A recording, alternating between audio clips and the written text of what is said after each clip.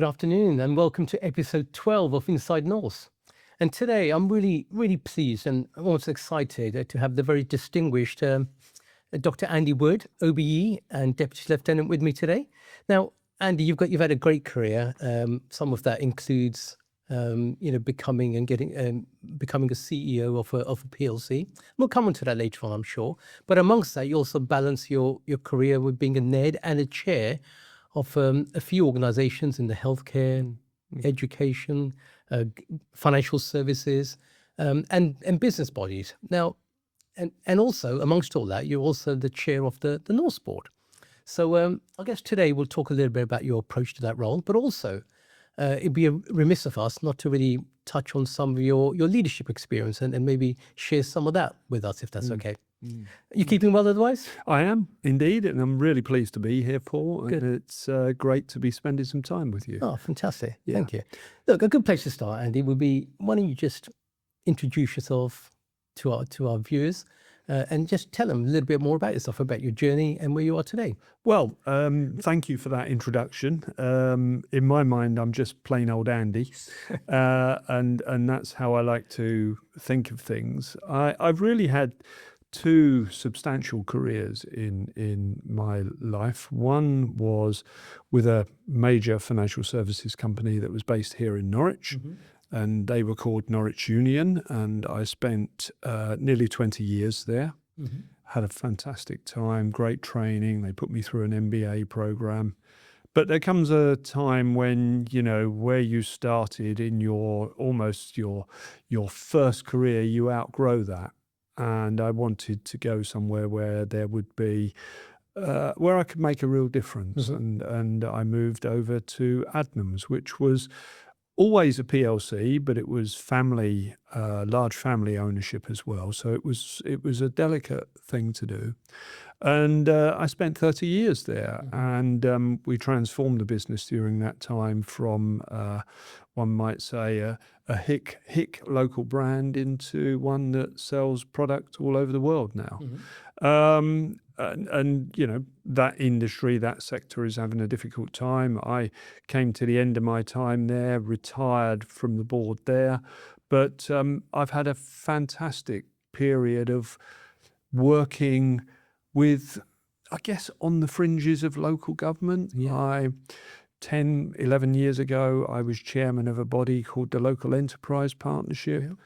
And that was fantastic. I've always been a big advocate for Norfolk and for Suffolk. And it was natural that I should get involved in that and involved in economic development. And it was from there that, ultimately led to me becoming involved with Norse. Okay. With other steps in between, shall we say.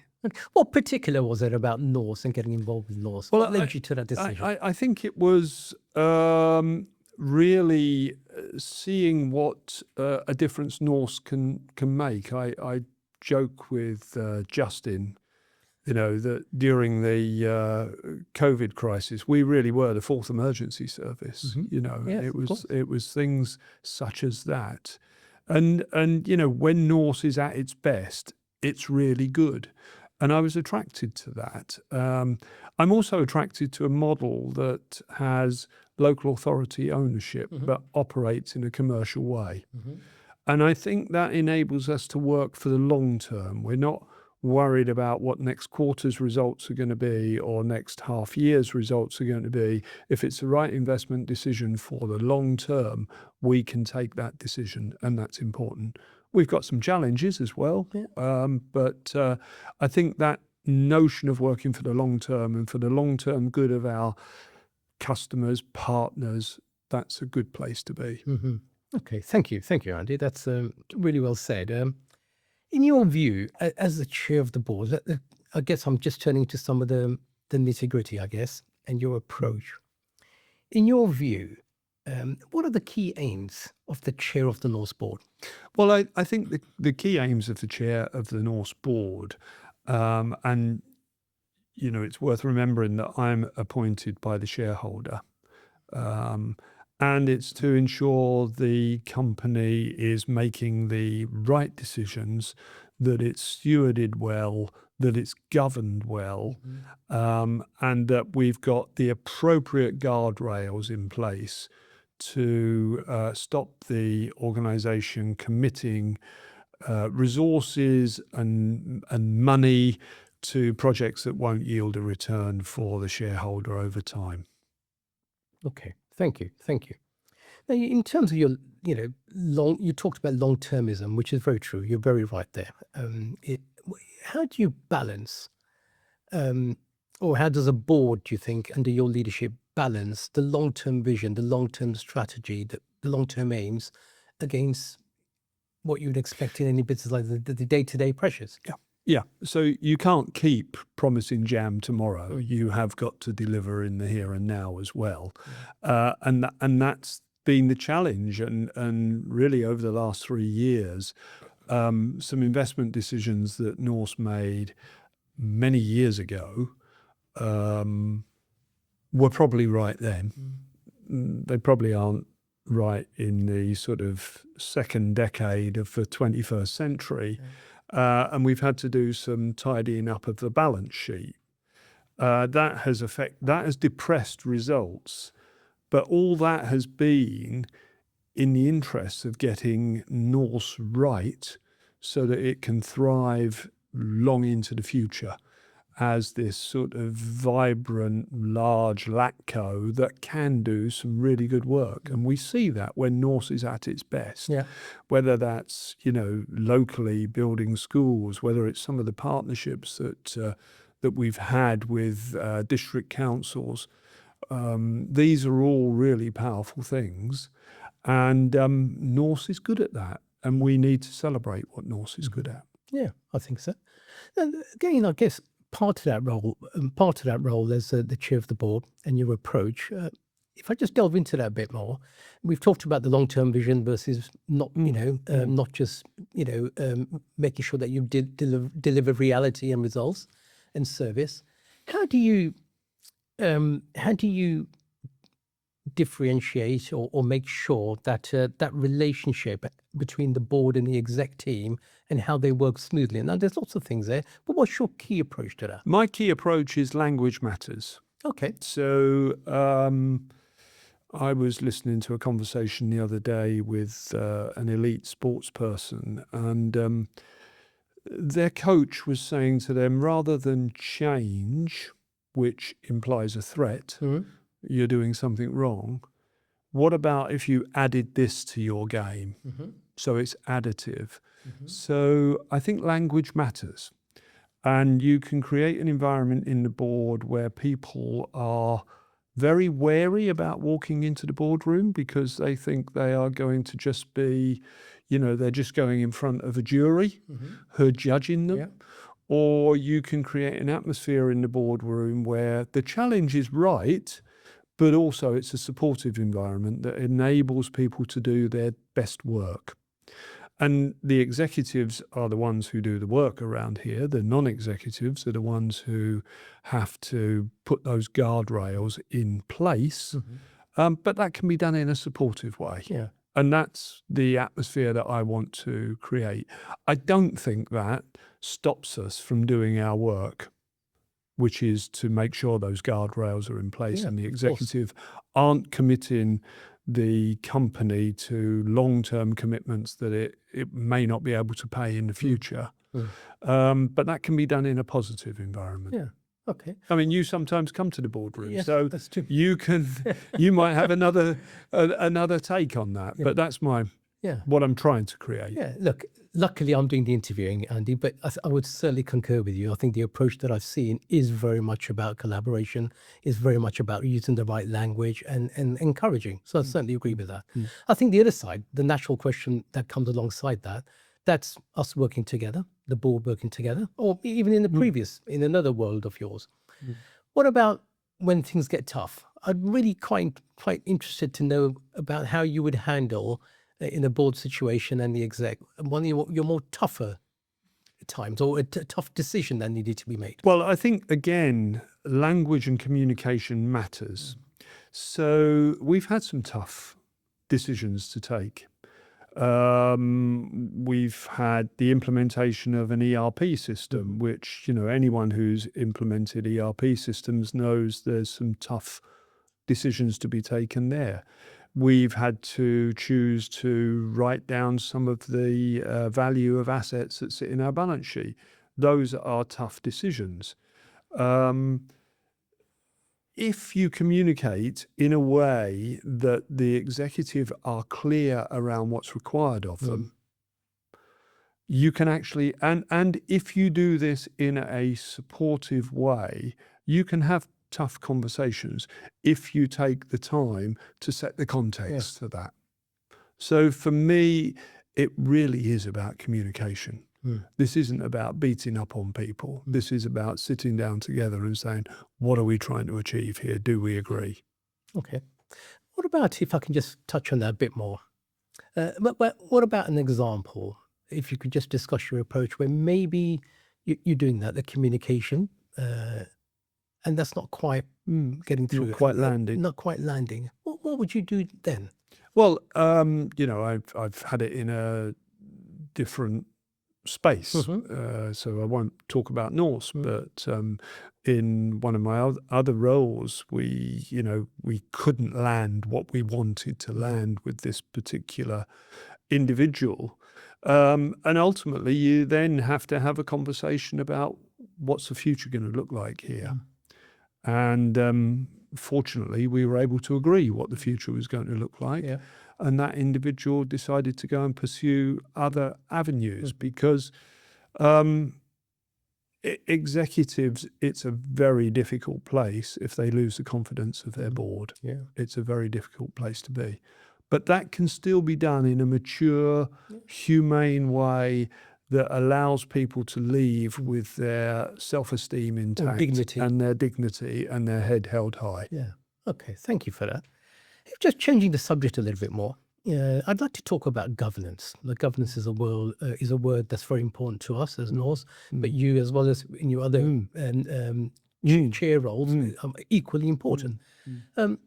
In our space, in local government and the world of LATCos, where the market is going in local government, governance is really important, especially because of some of the very high-profile failures out there in this space.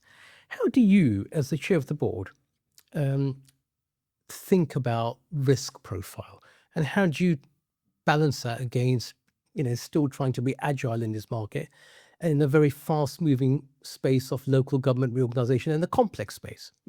So we've got a very large mid-sized company here, 350 million of sales and 9,000 people-ish. But one of the things that we can bring to the party, as you've rightly identified, is that we can be a bit agile and we can mobilize quickly and we can do things because we have a self-belief that we can do these things well. From a board point of view, we have to make sure that there's the sort of appropriate, I've used this phrase before, guardrails and grab handles in place so that we can steady ourselves when we need to. I also like to look through the other end of that risk telescope and say, what are we trying to avoid, and get agreement around that. And really, it's looking at the compound risk that the company is exposed to as well. Because at the board, we can't deal with every single risk. And there are Jan Carlson at SAS, Scandinavian Air Systems, used to talk about moments of truth with customers. You can have moments of truth around risk as well. And today in Norse, there are thousands of little risks going on. The board can't get down in the weeds with that. So it needs to look at the big risks and it needs to look at the compounding risks. So we've got people who are out on refuse collection lorries. Those are big pieces of machinery. We've got a care business where we have people who are vulnerable. We have loads and loads of risks that compound on top of one another, and we need to look at it through that lens. And the board is going through at the moment a process of looking at risk in that way. Yeah. And there are some very talented people in Norse who are helping us to do that. Yeah. Well, you also, I remember a little while ago, if I could just probe this, measured the effectiveness of the Norse board. How did you find that, and why did you do that? I guess, and then how did you find that? Well, again, another governance attribute, if you like, is how effective is your board being? Our earlier conversation, are you holding the executive to account? Is the board allowing its talents to be deployed in a way so that everyone feels that they've got a voice at the table and they have the opportunity to say what they want to say, even if it's at odds with the rest of the board? You know, the film 12 Angry Men is a really good example. You know, I don't want a boardroom that has 12 angry men in it. But nonetheless, sometimes that dissenting voice can bring something to the table that actually changes the whole emphasis of the topic. And that's important to listen to. Yeah, I agree. Thank you for that. Now, a question going back in, slightly different to the question I posed you a few minutes ago, which was around tough decisions. What about conflict? In an environment as a chair of a board and an exec team, how do you handle, or could you give an example of, without going into all the detail, but how do you handle if there's a major conflict? Well, I think this is something that I've done in boardrooms. Okay. Usually the conflict is in quite a small area. There's usually a lot of agreement in most of the other areas. And if you can bring people together and say, where is the common ground that we're standing on, you can then deal with the smaller issue. It's if you allow that to escalate, and if you allow that conflict to become something that is the discussion, then you're going to struggle bringing people together, because people adopt ideologies and polarize. If you can bring them together around a set of common principles, then you can start to break the problem down into manageable chunks. And we see that sometimes when we're dealing with our customers. You know, we'll go in and it'll be a list of 15 different items. By the time you've done the work on it and say, yes, we agree on that, oh, we don't agree there, you break it down to 2 or 3 problems that are much more manageable. Thank you. That's my approach. Yeah, that's really useful. I think that's really helped drop that. There's a lot more there that bind you. Absolutely. Than what drives you. Absolutely. Yeah. Thank you for that. Now, we're in an industry, a sector, mostly in local government, that's going through a lot of change right now, and a lot more to come. What do you see, looking ahead, as the main trends, biggest challenges, biggest opportunities for an organisation like us in this sector? Well, I think you're absolutely right. The economic cycle that we're in, and we've seemed to have been in that economic cycle for a number of years, mean money and resources are going to be strictly limited. I think this is a major opportunity for Norse, because Norse can bring efficiency, it can bring know-how, it can bring expertise, and Norse further needs to be known, and almost, you know, as part of our brand value, is Norse is a company that solves problems. And we can do that. And I think we're already seeing that. And your role that you have, wider than chairing podcasts, which is very valuable, but your role out there is starting to show to our customers, our partners, that Norse is an organisation that can solve problems, and our customers and our partners are going to need lots of problems solved. Exactly. And then we've got LGR on top of that. That's right. That's another layer of complexity. Indeed. Yeah, I think that's a real shift. I think with the current administration or government in this country, there's a real shift, almost an ideology, a shift away from outsourcing. And I understand that. Lots of benefits with outsourcing, but there were some downsides as well, and some high-profile things that didn't quite go to plan, especially during COVID. So I think the role of a LATCo, I think, is, you know, can come into its own in that space, where a local authority can retain control and the function and some real benefits that come alongside that. And I think that's absolutely right. I think a well-run LATCo can do that. I think where I would have problems is if we are just leveraging the fact that we are public sector owned and understand the public sector, but just use but are not that efficient, but use that unique status to crowd out the competition. I think we've got to always keep our pencil sharp and be as good as the best in our sector. Exactly. Yeah, I completely agree with that. Thank you for that. Now, I like that phrase you used earlier on, long-termism. So I'm going to go back to that theme. My next question, I guess, Andy, is where do you see Norse in the next 5 years? And what is it the board is doing to make sure that we're on track? Well, I think what is the world going to see? We are in the foothills of an AI revolution. There's no doubt about that. So what is AI going to do to the markets and partners and customers that we operate with? And I think that we're putting in a strong IT platform that enables us to react to that situation is good. Will we have autonomous refuse collection vehicles? I don't know. But what I do know is the world is going to change, and it's going to change dramatically during that time. So I think, where do I see Norse being? I see us being yet more agile. I see us moving more to a knowledge-based business than a physical business.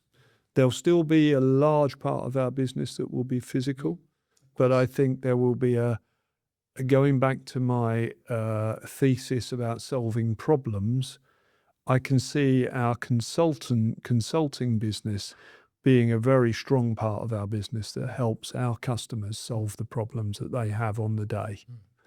And we will be using more and more technology to help that come about. Thank you. I think I completely agree with that. I think you talk about a couple of things there that are essential to our growth and in any organization's growth. So thank you for that. Just reflecting back on your broad base of experience, especially acting as the chair of boards, and going back onto some of your leadership skills, Andy. What is one leadership lesson that you wish that you'd learned as your time as a chair, and you knew earlier on in your career? I think so.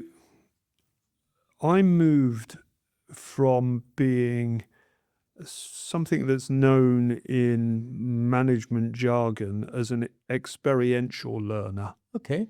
To someone who learns from reflecting on their experiences and on situations. And I think it would have served me well to have not made so many mistakes earlier on and to have had a more reflective approach when I was younger. That might be a factor of age, but it's also a well-known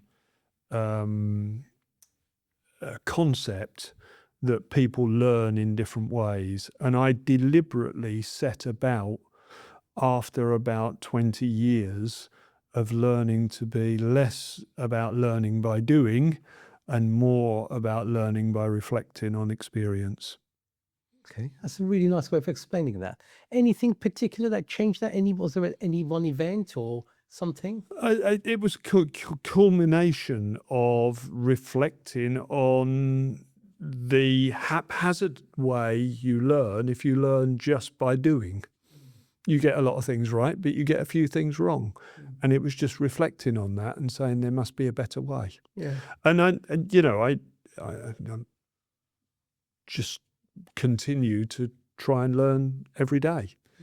I will reflect on this conversation and reflect about how that could have gone better and what have I learned from that. Yeah, I think that's really interesting. That's I understand. Now, I think from my point of view, I find sometimes when I reflect back, I think COVID had a big thing for me personally in how my outlook on life. Prior to that, maybe a slightly naive view was that if I thought something, Andy, then everyone else Then must the be rest of the thinking it. world thought Of it. course, and it's not. Certainly through COVID, I think that grounded me to understand that people think and see differently. I think it's, and this isn't a criticism, Paul, but I think it's about the age of 7 when you begin to realise you're not the centre of the universe. Not after that from me, then. What does that say? Just exploring that a bit more. Well, let's look at the positive. What do you find the most rewarding, or what have you found the most rewarding as your role, or the roles you've had as chair of a board? It's seeing organisations changing and thriving in what is the most difficult business environment I've ever known. I get great enjoyment out of seeing leaders that I've worked with or leaders that I've helped put in post doing well and fulfilling their potential. So for me, I'm at a stage in my career where this is not about me. This is about seeing the organisations that I'm working with and the individuals that I'm working with more than just survive, but thrive in what is, I'll return to it, a really, really difficult business environment at the moment. Okay, thank you. Look, Andy, we've talked about a lot over the last session, and I guess we're coming to the end now, and I'll call this a gossip session. Yeah. Okay, so this is a little bit more about you, a little bit more intrusive possibly. Yeah. But really, I just wanted to ask you, what keeps you awake at night? What keeps me awake at night? I'm quite focused on, because I've got I've got grandchildren and what have you. I want to be able to get on the floor and play with them and go out in the garden and kick a football around. So I want to remain healthy, so I've set myself this idea of I'm preparing myself now for the octogenarian Olympics. What will I be able to do when I'm 80? And I need to start practicing those things now. Yeah. So keeping myself, I want to be able to walk through an airport terminal unaided. I want to be able to lift my bag above the overhead locker. I want to be able to travel. I want to still be able to get down on the floor with the grandkids and play. So those are things that, so keeping myself fit and healthy are important. But, put that flippant stuff on one side. I want to see the organisations that I'm associated with do well. And I want to see the people who are leading those organisations do well. That's really important to me. And as I say, if I can share some of my, I'm going to use the word wisdom. If I can share some of my wisdom with those individuals to help them do better, then so much the better. Yeah, I think, that's a good word, wisdom, or experience, or from your wisdom, how you've learned to share that, impart that on some of your colleagues. Yeah, love it. Yeah, I heard a great aphorism. I wouldn't say it necessarily applies to me, but it was wisdom is knowledge cut and polished by experience. Yeah. I try and hang on to that, although, I'm still learning. Yeah, okay. Thank you. Well, you've certainly thought about you said becoming an octogenarian, and you've thought about airports. Airports are getting bigger and bigger in my experience. So you need to conquer those things. Yeah. What about the other side? What's the flip? What is it that you enjoy doing outside of work? Oh, well, obviously children and grandkids, great. I like riding my bike. I like still getting out for a run. I like reading. That is, I like keeping up with everything that's going on in the world at the moment. Sometimes I get quite dismayed by what's going on in the world at the moment, but you can get channeled by what you see on the news, but then you see what's going on in the world. And, I'll just give you an example. Right? I was, as you know, I chair a large hospital group. I was in the stroke ward, and this young nurse was showing me round. And she said, come over here and meet Lenny. Lenny came in yesterday. He was a bloke probably about my age, maybe a bit younger even. And he had had a stroke. He'd lost the right side of his body and he had lost his language. She said, we got him, she said, I was monitoring the ambulance stack. I got him into A&E, so I knew he was coming in, got him up here. We got a line into his groin, ran something right up into his brain, grabbed the blood clot and pulled it out. Lenny was sitting up talking to me, holding a cup of tea in his right hand and chatting to me like we're chatting now. And he said, I'm hopeful I'm going home this afternoon. That's what's going on in the world. Yeah.